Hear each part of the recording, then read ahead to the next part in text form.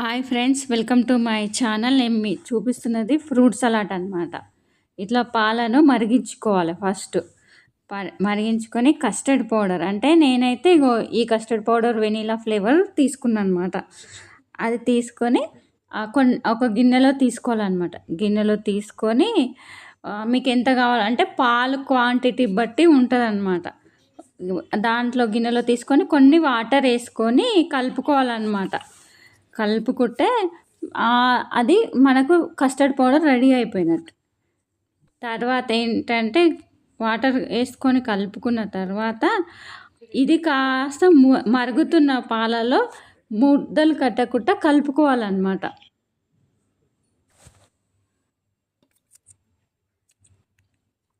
ఇంకా మరుగుతున్న పాలలో ఫస్ట్ చక్కెర వేయాలి. చక్కెర వేసి అది బాగా యాడ్ అవ్వాలన్నమాట. పాలు చక్కెర యాడ్ అవ్వాలి.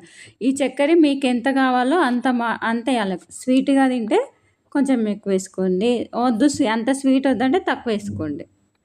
తక్కువ వేసుకొని తర్వాత ఏం చేయాలంటే అది మొత్తం కరిగిన తర్వాత ఈ కస్టర్డ్ పౌడర్ కాస్త, అంటే కలుపుకున్న కస్టర్డ్ పౌడర్ దాంట్లో వేసి కలుపుకోవాలన్నమాట.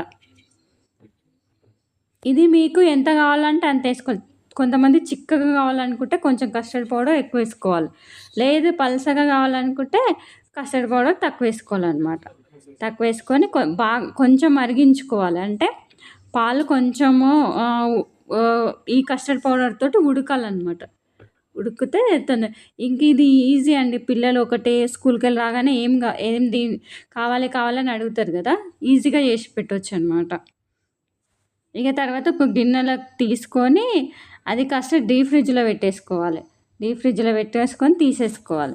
తీసినాక ఫ్రిడ్జ్లోకి వెళ్ళి తీసినాక పొగలు వస్తుంది చూడండి. ఇప్పుడు ఫ్రూట్స్ కట్ చేసుకోవాలి. మీ ఇంట్లో ఏ ఫ్రూట్స్ ఉంటే అది యాపిల్, పొమగ్రానేట్, ఇంకా మ్యాంగో ఏది ఉంటే అదనమాట. అవన్నీ ఫ్రూట్స్ అన్నీ కట్ చేసుకొని పెట్టుకోవాలి. ఇప్పుడు నేను మాత్రం యాపిల్స్ వేస్తున్నా. దాంట్లో యాపిల్స్ యాడ్ చేద్దామని అనుకొని యాపిల్ కట్ చేసి పెట్టుకుని ఉంటాయి.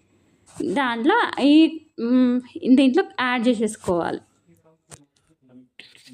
యాడ్ చేసేసుకొని ఇంకేముందండి, సర్వ్ చేసుకోవడమే. ఇక ఈజీ స్నాక్స్ అనమాట. పిల్లలు రాగానే వడ్డించేయచ్చు. ఇది కనుక మీకు నచ్చినట్టయితే please subscribe, like and share my channel. Thank you so much.